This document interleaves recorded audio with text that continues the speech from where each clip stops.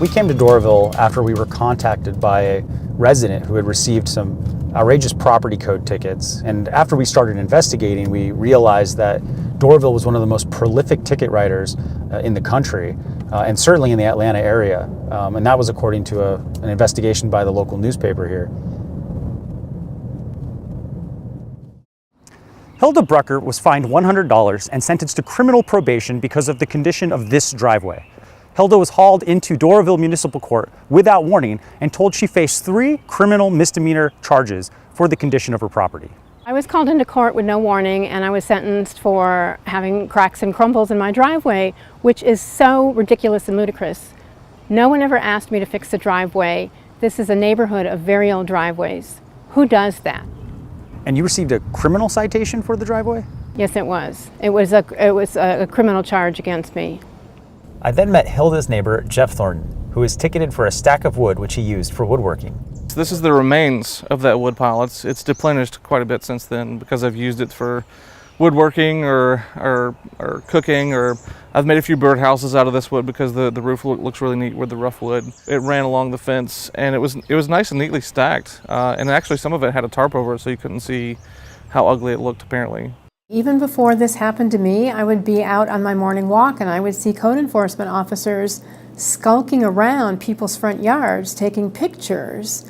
And Jeff, I saw you nodding. Yes, I've seen that as well. I've been the recipient of it as well. Just see them just taking pictures of my yard and say, hey, what's going on?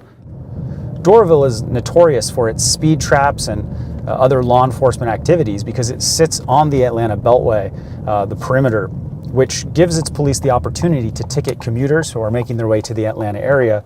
And the city is heavily reliant on the fines and fees it gets from those tickets. Doraville relies on fines and fees to generate about 1/4 of its general operating budget. That means that city officials and law enforcement officers have a financial incentive to ticket and convict both property owners and drivers.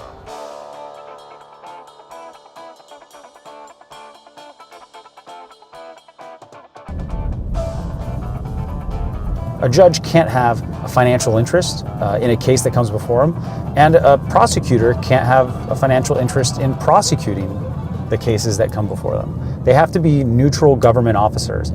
You shouldn't feel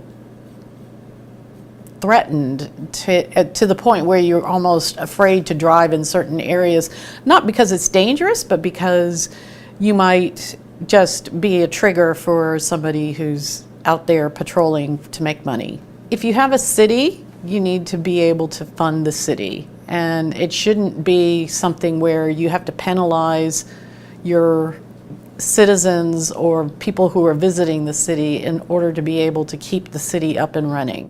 Across the country, we see courts and cities that continue to use their criminal justice systems to generate revenues. This practice is unconstitutional, and the Institute for Justice has filed suit here in another leg in its journey to stop it.